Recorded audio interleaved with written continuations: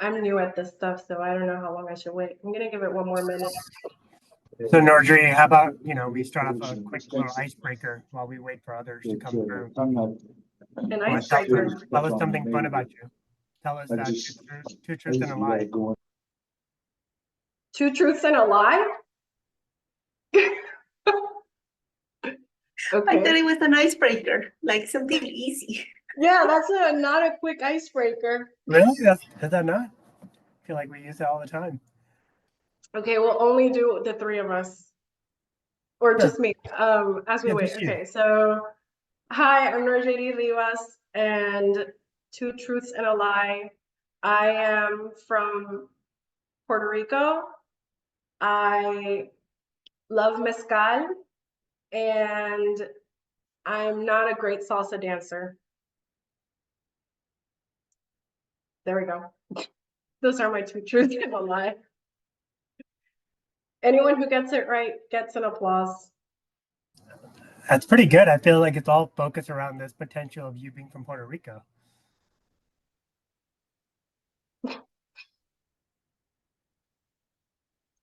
Don't be afraid of getting it wrong. Anybody wants to guess? Is the lie the mezcal? Yes. Wonderful. Good job. I think Animesh gave the clue with like me in Puerto Rico. I should have said that. Potentially from Puerto Rico, Yeah. People from Puerto Rico like mezcal, I'm sure. Anyway, all right. I think we have a good group joining us. Thank you, everyone, for joining us today to learn more about the Christopher Kelley Leadership Development Program. We're so excited that you're here, so we'll go right ahead.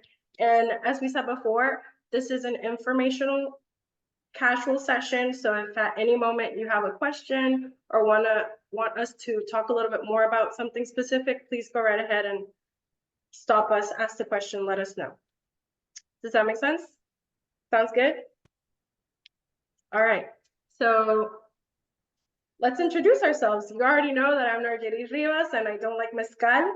And I am from Puerto Rico. I have 9 years of experience in this profession. I graduated from Syracuse University and I am alumni of this leadership program. Oh, and I'm also the chair. So that means that I'm here to help you navigate the program throughout the whole sessions. We're not joined today by Belle. She's the vice chair. So she's also here to help you guys. Today she's had an emergency and couldn't join us. But as you can see on my slide, she's lived everywhere. She's from New Jersey, lived in France, and thankfully ended up in Houston. So now she's here with us. And then Morgan Avon was the chair last year. So she's the past chair now. And she's a veteran of this program. So anything that I don't know, she would know. And she'll be there to help you too. She graduated from Texas Tech. I don't know if some of you in the audience are from that school. She has 11 years of experience and she's lived her whole life in Texas. Hey, I'm Animesh Gupta. I'm from Jacobs, also went to Syracuse University, and I have 11 years of experience in this profession. I've also, been very limited on my travel, but started in India and from New York and back in Houston. I will be the sponsorship chair for this year, and so I'll be here to help you during the sessions. Hello, everyone. My name is Nix Valerdi Marquez. You can just call me Nix. And I work at Berlin Wheel. I graduated from the University of Houston, so not too far from where we are. I'm also a Christopher Kelley alumni. And I have 7 years of experience, and I lived several places in Mexico, Corpus Christi, and ended up here in Houston. I think I'm gonna stay here for a while, at least to get you through the end of this class. So great. And the other two members of the committee are Teva Kaplan and Craig Johnson. They're more alumni relations, so they are mostly focused on alumni, but you may see them throughout the program. So the Christopher Kelley Leadership Program was started in 2012.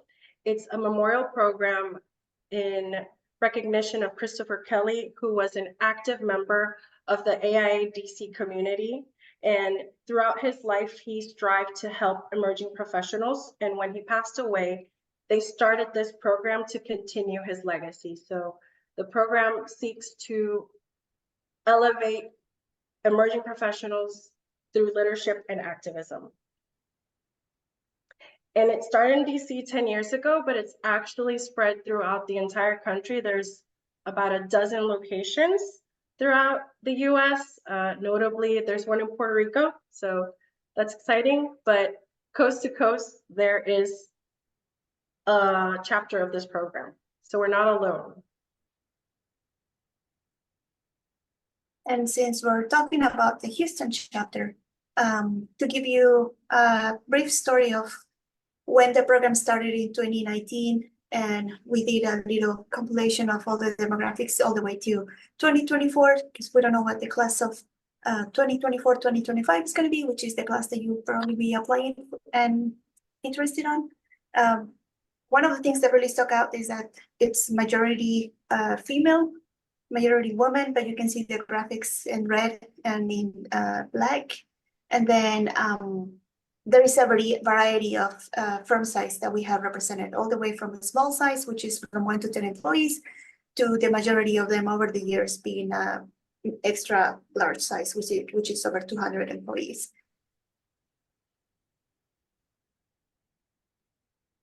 So about eligibility, everybody is eligible as long as they are within the first years of the licensure. Let's say you are an associate or you are an emerging professional, so you don't have your license yet, you are eligible. But from the year that you obtain your license, 10 years counting, that's like the eligibility gap. You also are not required to be an AIA member, but it will help you because you have a different rate. We'll go through it a little bit later. And if you are not an architect, if you are a member of the other allied industries, like contractors, owner representatives, engineers, interior designers, like you are still welcome to join the committee. The more diverse perspectives that we get into the program, the more you're going to be learning from each other. So if you have any friends that you want them to join the class with you, in case you're an architect or you're not an architect, you're still welcome to join us. And the last check for this, which I think somebody's moving back from out of state to be back in Houston. So you have to be a resident of the Houston metropolitan area. So once you move back here, you'll be eligible to be with us. The application materials may seem a little daunting, but they're really not. They're meant to be very introspective of who you are and where you are in your leadership roles in this career. So there'll be 4 questions, and all of this information is listed in the AIA website. So don't feel like you need to jot all this down right now. But there's 4 questions that you'll need to answer, 250 words. We're not looking for the next great American novel, just a short little bio about yourself and how you would answer these 4 questions that define yourself as a leader and where you are at this point in your career, the 3 most significant achievements, the 3 most significant opportunities that you see facing the profession today, what do you want to gain from this program, and what do you think you would give to this program? This is pretty simple. And then you also have to put together a letter of interest. Talk to us about why you're interested in this program and your past experience. It's just 1 page. Letters of recommendation, you need at least 1, but a maximum of 3. A personal resume, that's max 2 pages. And it'd be good for you not to only include your professional experience, but also how are you engaged in the profession in other ways? Where do you volunteer? What other things do you do? We want to get to know you. Then there's an agreement form that we'll talk a little bit more about in the next few slides, but it's basically your commitment to the program. And if at some point you believe that you can't afford to apply to the program, there is a tuition assistance form. If you are an AIA member, if you're part of a firm that's less than 10 people, and it would be a financial hardship for your firm to support you in the program, you could be eligible for tuition assistance. So you let us know. So I was saying about the program commitment. So attendance is mandatory. The way it works is that there are 9 sessions. The first session is boot camp, and we all come together and discuss the incoming year and all of the sessions that we'll be looking through. So there's working together, entrepreneurship and business development, art of negotiation and closing the deal. Together as a class, we decide what are all these topics that we want to focus on. And so it's really important for you to make that session. It's actually important for you to make each and every session because they all happen once a month for 5 hours. So imagine if you miss one session, you are missing a great chunk of what makes this program what it is. And it's not like we'll repeat that, whatever we spoke about in that session again. So you can't make it up, if that makes sense. And also, you're not only hurting yourself, but the other scholars who depend on your participation and your input throughout the session. So that's why it's very important for you guys to make every session. If you have to miss one, you're allowed 1 excused absence with advance notice. That means in advance, you let all of the committee know at least a month or 2 or as soon as you can that you won't make it, and we'll allow it. But if you happen to miss more than 1 session, once the second absence comes in, then we have to give your firm a $50 fine, and a third absence is another fine and could result in an expulsion, and nobody wants that. So just please come to all the sessions, honestly. And also the last session, which is the closing ceremony, is also mandatory. We are going to give you guys the schedule for the entire year right now, so you guys can review the calendar and you can make sure that you don't have 3 weddings coming up at the same time as the sessions. If so, we'll be here for you next year, you know, like it's gonna be okay. But once you commit to the program, it's really important that you make it. And you're not only committing to the program, also your firms. Your firms are the ones that are paying for you to be a part of this program. So they are committing to support you. They're committing to not make you stay at the office when they know you have a session because you have a deadline. They are the ones getting fined if you don't come. Does anyone have any questions about that? Great. I think I've covered that enough. Can move on. So we're talking about the sessions. It's a great time to talk about the overview and what they all are. Thank you, Norjari. As mentioned, the first session that we'll be doing will be a boot camp, and then there will be 8 additional sessions that will occur. So on your left-hand side, you can see that we have the call for applications on May 20th, and applications are due July 8th.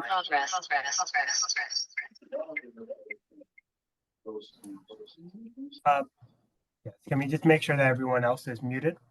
That would be very helpful. Thank you. Scholar selections will be announced on the week of August 6th, and the sessions will be starting in September and will run through May. And these sessions occur on the first Friday of every month. However, based on specific holidays or such, some things may be shifted. So you will see that in the session schedule, as you see there. And again, the closing reception will also take place on the last session, which would be May 2nd. Again, this information will be provided to you. And it's, I believe, Norjari, is this also available? AIA. Perfect. Yeah, yes, it's also on available the there. AIA website. That is correct.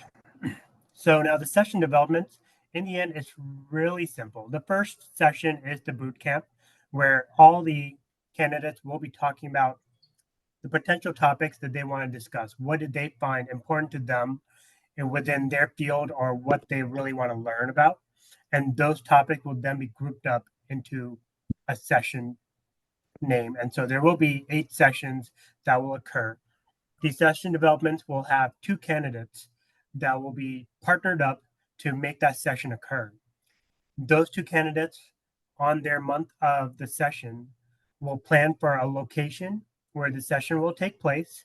They can note that there will be a size requirement, access for parking, and lunch and refreshments. And we can obviously go over all this stuff before your sessions occur, but we just want to do a quick summary of this. The program itself, basically the topic that they've been selected for, they need to identify a potential panel of speakers for this, have something interactive, possibly a tour and activity. And this all relates to an AIA credit. Remember, this is a 5-hour program. So there's definitely a lot of things that can be filled up, and we'll provide you more information on how to do that. But activities and panels and interaction make that 5-hour sessions. And then the speakers are a key item. They're the expert leaders that can talk about those topics that we have selected for you. It could be within the architecture, engineering, or construction, or other fields. Really, what we've noticed in our session in the last year was that there's so many different fields that people are either jumping into or jumping out of from architecture, or they're coming from another field and jumping into the architecture program. So there's a lot of knowledge that we could gain. So it's really open to a variety of speakers. And we have had people who have joined us virtually as speakers, but we prefer to try to gain folks that are going to be able to join us in person. But it's really, whatever can make it easier for them. So we have a selection of photos. Sorry, go ahead. Yeah, to add on what you were saying, like we prefer to have the speakers and all of the contributors in person is because another of the great things that you learn about the program is the network and the relationships that you develop over the course of the program. So of course, it's much easier to connect. You can still connect and have a conversation with somebody virtually, like we are having the virtual info session right now. But when you are in the same room, you are open to other sort of conversations or topics. And then after the happy hour, the speakers are also kind of like after the session during the happy hours that you are also welcome to join, but not required. You can continue the conversations with them. So that is why we recommend that people are in person. Is not to be restrictive, is not to kind of cut you off of opportunities, but so that the scholars and you can develop those relationships further. Very good point, Next. Thank you very much. So you're going to see a selection of photos that we had taken from each of the sessions of this boot camp. We were actually running through, we had a large list of papers that everyone had a specific topic, and they were talking within a group of what was important to them, what they saw as a challenge within that topic. And each one of us had a different session that we had taken part in. So we'll run through those. But overall, there's a mixture of interactions, lots of icebreakers and things just to kind of break up that 5 hours, make sure that no one's falling asleep at any point, and then, yeah, it's been a very interactive overall. Everyone's encouraged to speak up, raise their hand, and, just talk about the sort of challenges or information that they have gained from their experience. That's also a place where we get to know each other as scholars and get to know who we are as a class. Right. It all happens at boot camp and sets up the rest of the year. And then the session after that is working together. Oh, you obviously learn more about each one of these sessions as we go through, but really that little paper that comes up in the boot camp, it lists out all the different topics that all the candidates want to talk about. So it kind of creates a summary of here's what working together should really focus on. So each of the sessions really has that starting off point from that boot camp discussion. Each of the topics that we talk about throughout the entire year are meant to be things that develop all of us as leaders. So obviously we want to start with working together. That was the session I did my year. So I'm very passionate about that theme and how important it is for leaders to work together, not only with coworkers, but consultants, clients, all those things. We look at all those different topics and we talk about our personalities and we learn a little bit more about ourselves. Then the next session is entrepreneurship and business management. This year actually put together a little session on like a Shark Tank, right? Yeah, the interactive session. Yeah, so you guys had to put together a business plan and then you were critiqued by the panel of experts? Correct. I Yeah. missed So the that speakers session. had come in for that. Correct. And you'll I also broke my notice own that rule. What'd you say? I was also saying that you would also notice that each of the venues or each of the sessions may have taken at a different venue. So I'm here to help you as a sponsorship chair to make sure that you have enough funding to find the right venues that fit in your budget. So really I'll be working with each of the candidates to get X amount of sponsors that you would need to cover the cost for a venue, cover the cost for potential speakers, and then cover I guess, cost for any sort of additional supplies that you may need for Right. it. Do you have And the happy general hour. supplies? Yeah, and the happy hour, correct. Mhm. Or if you can negotiate to have those, like the venue provided by the sponsor, so you don't have to pay for that. You can Correct. also negotiate that as part of the in-kind sponsorship. Yep. Yeah. Yep. And then, for any reason, if there's a challenge of not being able to find a venue, the AIA Houston Arc Center is also always available for us. It's just based on the discussions, some candidates chose to find a new location to do those venues. So Perfect. So the next session is the art of negotiation and closing the deal. It's pretty straightforward. Community engagement is a very popular session. That was Animesh. You did that one, right? correct. And we were at a community center. We were at a community center that had historical value to it, and we actually found the restoration architect to talk about that community center and what sort of challenges he had gone through restoring it and talking to the community around to find out what was really important there. The other things that, we also have a little break during the session for coffee and snacks. So a lot of times that's going to be coming from one location, but you also have the option to choose a local venue if you wanted to, and be able to cover that. Then the next session is diversity, equity, and inclusion. Trending now is whatever you guys make of it.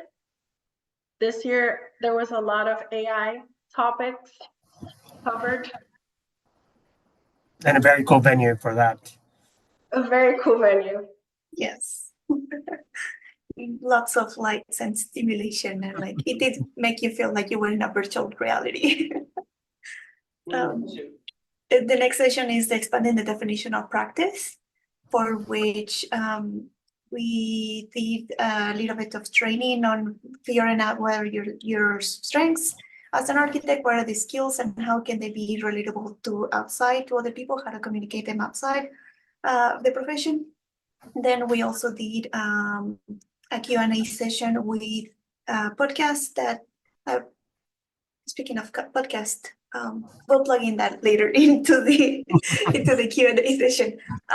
But we talked with somebody who hosts a podcast, because they usually have a wealth of knowledge of different people and then what they do with the architecture profession, with the architecture skills, but how they use them into something else. And not necessarily that you're going to leave the architecture profession, but that maybe you have a side business that helps you into your practice.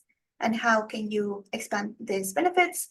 Then to finish the session, we did like a round robin discussion to talk with different experts and to come up with different architecture business models.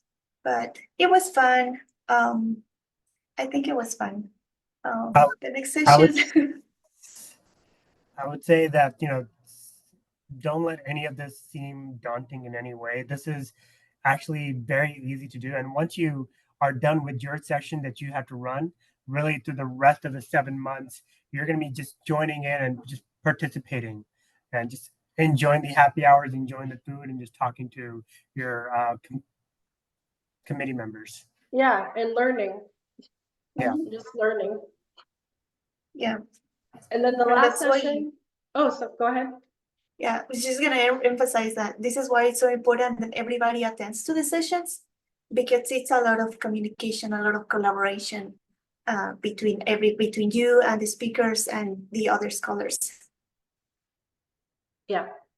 Then the last session is the future of you, where we discuss, okay, we've gone through this program, now what? So And last but not least, that day there's a closing ceremony and we celebrate that we got through it. It's just a nice little party that we throw ourselves. This year it was at a really nice venue in downtown. The scholars put all that together. So if you're curious, the way that it works is when you're selected into the program, we ask you, what are the 3 sessions that you're most interested on? And once you give us that selection, we do this little matrix and figure out who we're gonna pair with who. And like Animesh said, 2 scholars take on 1 session and put everything together. But it's not just you, the committee, we're all alumni, we've done it before.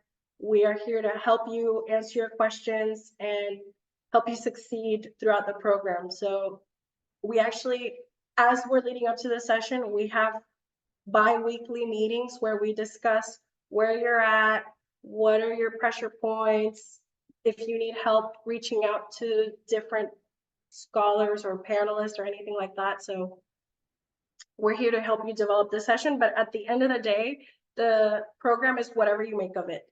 It's whatever you put into it, whatever you get out of it. It's all mostly scholar-led. I would just like to add that I think the biggest learning value for me was just interacting with my colleagues, having been with one firm and not knowing the sort of differences of the smaller firms or what they experience in their own firms. It's really just learning from that. It was very eye-opening. So we're at the Q&A part of the session. Most frequently asked questions. Do I have to be a licensed professional? No, you don't. When I started the leadership program, I was not a licensed architect. And actually, the people that I met, the conversations that we engaged in helped me propel my knowledge and my passion for the profession and get licensed. So now I'm happy to say I'm a licensed architect, but when I applied and when I was a scholar, I was not licensed. So you don't have to be. You don't have to be an AIA member either. But just know that if you are not an AIA member, the tuition cost is a little bit different. I believe it's $535 for non-AIA members. And then if you are an AIA member, it's around $450 or something like that. All that information is on the website. But also, when I applied, I was not an AIA member. So there you go. And you don't even have to be an architect. Like we were saying before, we would be so happy to have engineers, GCs, interior designers, anyone in this field, because that would expand the conversations that we have and the knowledge that we're able to share with each other. So if you are not an architect, you are still encouraged to join the program. We want you to. What should my application look like? Well, if you really want, you can reach out to any of us and we can give you more information on that. But really, your application should look like you. It should be genuine of who you are and where you are in your career. And we should be able to see that through your answers and your letter of interest and all of that. Oh, tuition, I forgot this. So there you go. Tuition is for AIA members, $445, and for non-AIA members, $535. Your firms pay for this. They're supposed to pay for you because that's their way that they are committing to your success in the program as well. And if you miss a session, they are the ones that are getting fined. If your firm is a small firm and it would be difficult for them to support you in the program, like we said before, there is a tuition assistance. You can apply for that, and we review each application and case-by-case basis and decide how we're going to spread those funds. Oh, something that we didn't mention is that we get CEUs. So you can expect, if you're an architect, you can expect about 400 hours of CEUs from this program. 40. Oh, 40. Whoops. 400 will be great. That would be a lot. I don't think that.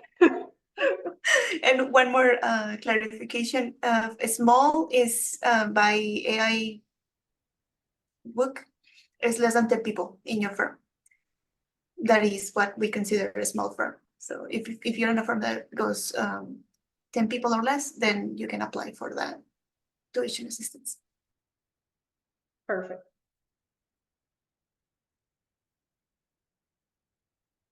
I think these are, again, we already covered this. I have to clean up this presentation. But yeah, here are contact information. This you can actually take a snip of if you like.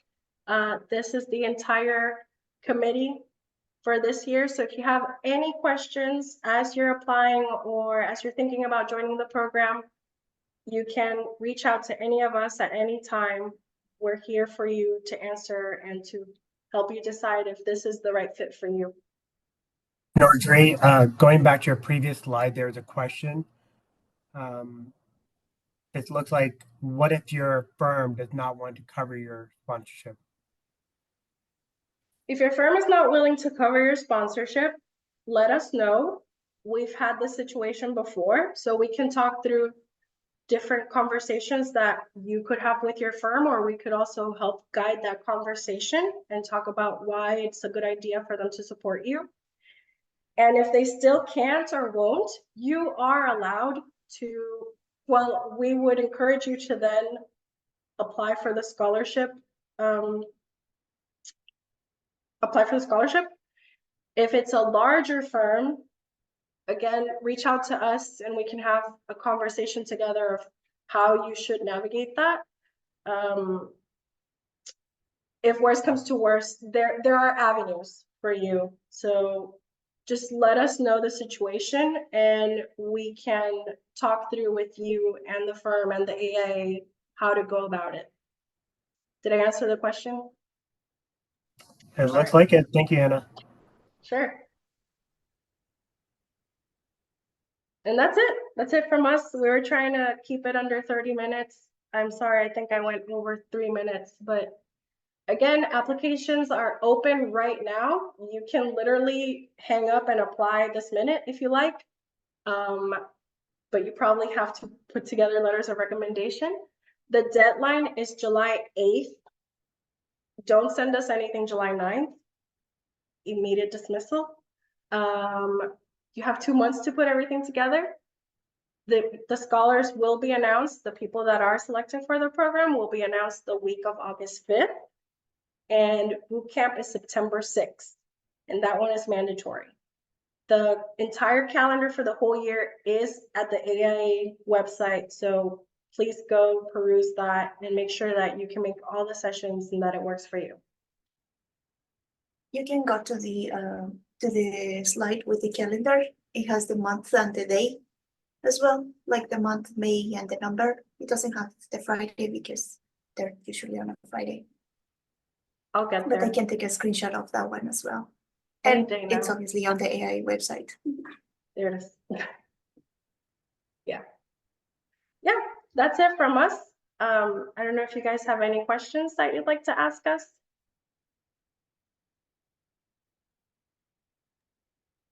I do. Hi, Luis. Can you all hear me?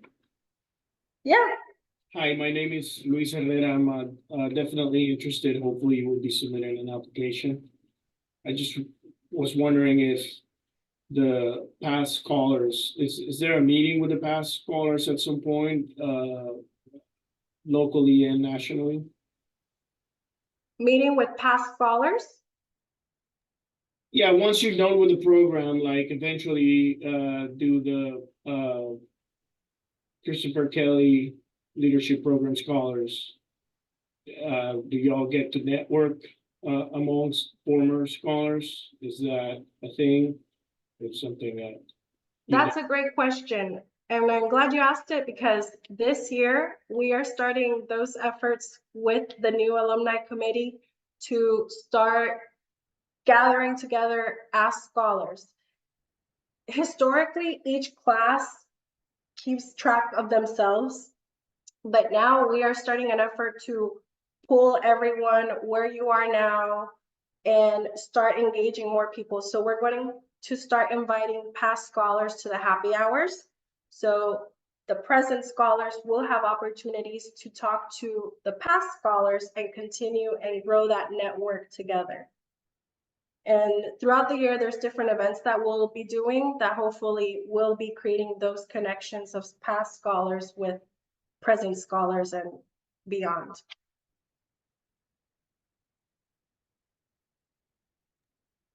Thank you. And can you clarify on the person that's invited or persons that are invited to each of the sessions? Is that something that falls also under the scholars scope of work for that session, the assigned scholars scope of work?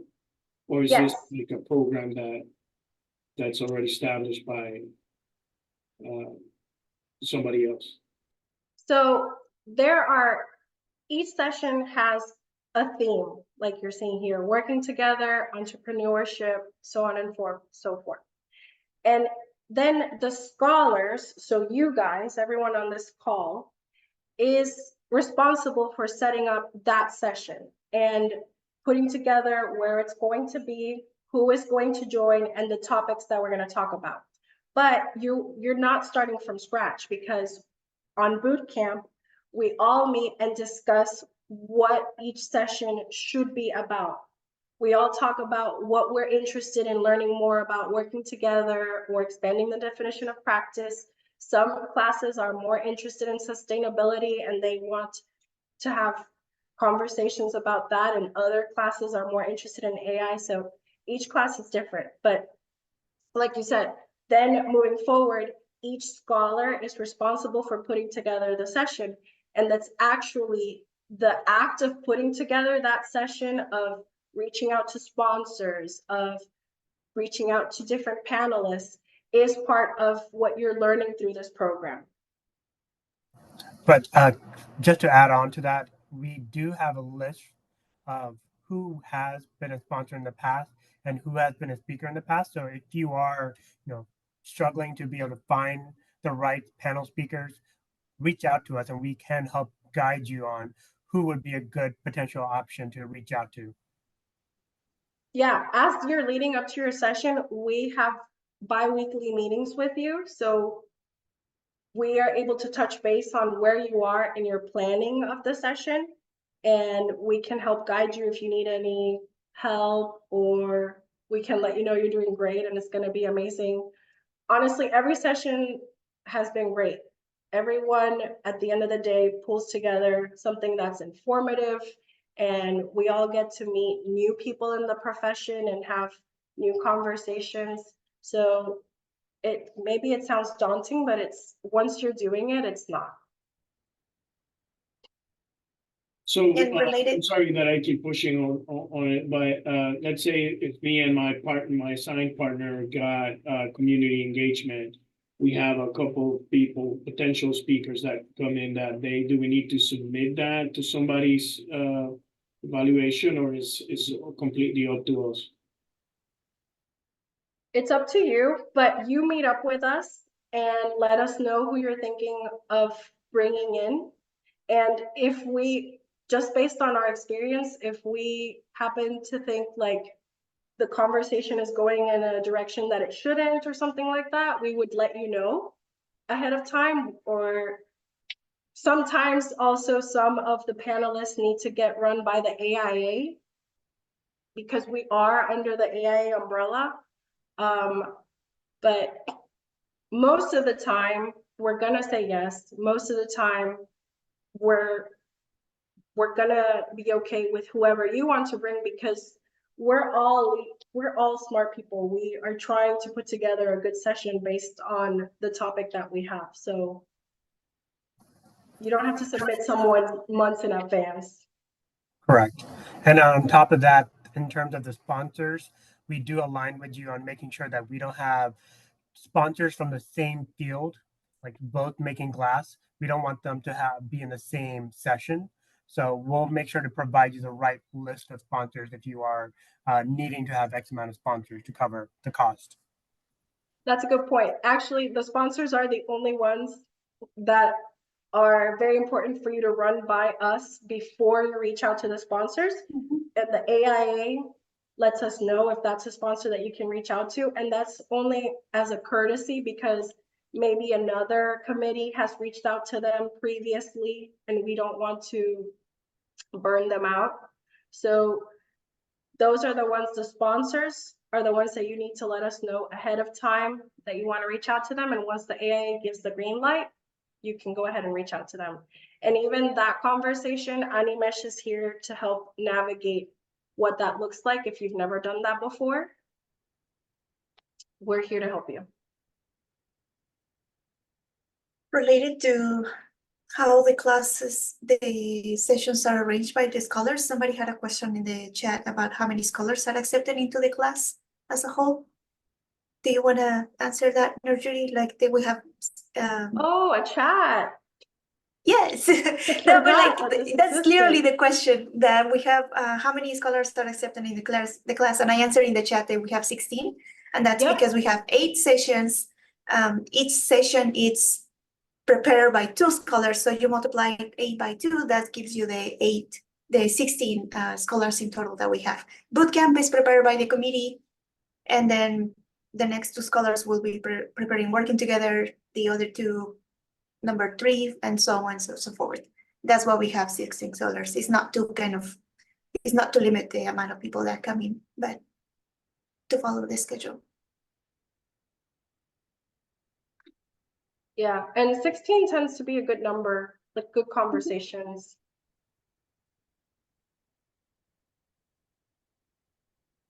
I think you answered all that question, Nix. Are there any other chats, questions that I missed? Is there any No, I think- homework assignment? Excuse me? Is there gonna be any homework assignment? That's up to you. If your scholar puts together an assignment, there might be.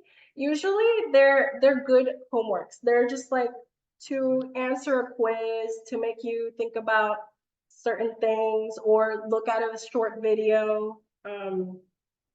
It's not gonna be, I mean, if it's beneficial to the session and the scholars really want you to do something really intensive, maybe, but that's never happened before. During the I'm sorry, I'm just trying to have a good grasp of how much time I need to allocate to this beyond the sessions. I know it sounds, you know, it's a funny question, but also, you know, most of us are you know, parents or have commitments beyond work and or spare time. So Yeah. no, totally understand.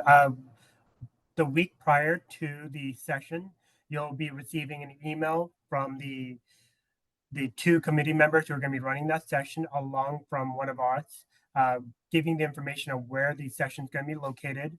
If there's going to be additional information on parking, or maybe what to bring, or if there's any sort of video thing to look into. So you'll have that information ahead of time, prior to a week before, so that you have plenty of time to be able to get ready for it. And I would say that the time commitment is 5 hours, 1 Friday a month. As you are putting together your session, that is the most intensive it's going to get. In my experience, I had a session in November. So as soon as at boot camp, you learn immediately what your session is going to be. So you get to start planning. So that day of boot camp, I found out that my session was happening on November. I met with my partner and we started planning together. And in October, it was the most intensive month, just gathering the people that we needed to talk to. There are 3 meetings that you'll have with the committee. They're usually 15 to 30 minutes just to touch base on where you're at. So let's say an hour and a half of meetings with the committee.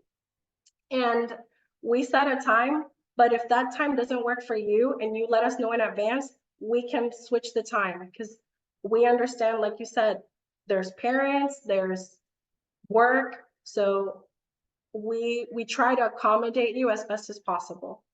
And once you're done with the session, with your session, that's it. Just show up to all the sessions once a month, 5 hours, enjoy, learn, network, come to the happy hour if you can. That's it. And document the following session. So if I'm session 1 and I'm presenting for session 1, after I'm done with my session on session 2, I have to take photos and document that, which means documenting the session means taking the photos and writing a brief summary of the session, a few sentences, and send that to me because I'm the communication chairs, and that's what I'll be collecting from each one of the scholars so that we can pass it on to the AIA and distribute it on social media, LinkedIn, and all the platforms. Yeah. And that is 30 minutes. Did I answer your question, Luis? Go ahead, ask all the questions. We're here for you. No, I'm good, 100%. Thank you. All right. So I have a question. So you're saying that we each are in charge of one of these events, and they are 5 hours, to my understanding. We are to plan every single thing that needs to happen in the 5 hour, or we are to speak, depending on what you plan. And if we were, say, I have a guest speaker that I've invited, do we tell them what they are to speak about? Yeah, so it's your session. So you ask the panelist, you're asking them to join the session because they're an expert or they can contribute in some way towards that session, right? And you can ask them to speak about a certain topic if that's what you're interested in, but you are meant to gain from the session as well. So the idea is not for you to present anything yourself as a speaker. The idea is for you to gather the speakers, the panelists, the activities, and then participate in them so that you're getting that knowledge along with the other scholars.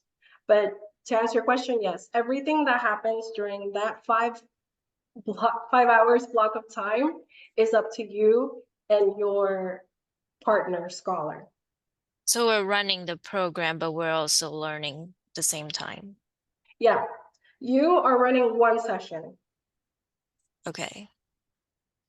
And really that is putting together the section is part of the learning of raising funds, reaching out to different sponsors, talking through with them what you should be focusing on is part of the learning of the program. Yes. Okay. And to follow up this question, each session is supposed to have each of these items that you had in one of the slides. Is like it has to be interactive, it has to have the speaker and so on, right? Can you go back to that slide? Yeah.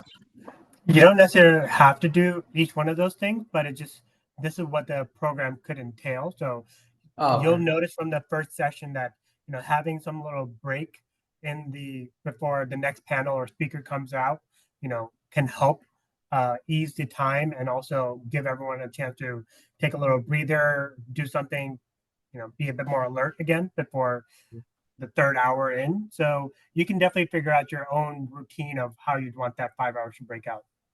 Yeah, and this doesn't mean that you have to have a panel and then something interactive and then no.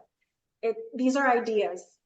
Okay. So just for example, for the community engagement, we had done a tour of the Emancipation Park area. So, that covered a certain amount of time, but then we also had panels come in later. So it was definitely a mixture of things that you could do based on your topic. Sure, thanks. Yeah. Well, if anyone has any further questions, if you think of something as you're going through the application, I'll just put this last slide again so that you get our contact information. You can reach out to any of us at any time. Oh, it's really far away. Here we are. It is the very last one. You can reach out to any one of us and keep asking us any questions that you have. Again, until July 8th at 11:59. That is the deadline. After that, no more. Is that AM or PM? It's PM. We'll accept PM. After July 8th, 11:59 PM, we welcome you to the next year's scholars class. You have a full We year. have a head start for the application next year. Well, these were really great questions. Thank you guys for engaging and for being interested. I hope we see all of your applications come in. If you have any other questions, let us know. Until then, I hope you enjoy the rest of your day. Thank you. Thank you. Thank you Thank all. you, everyone. Bye. Bye. you.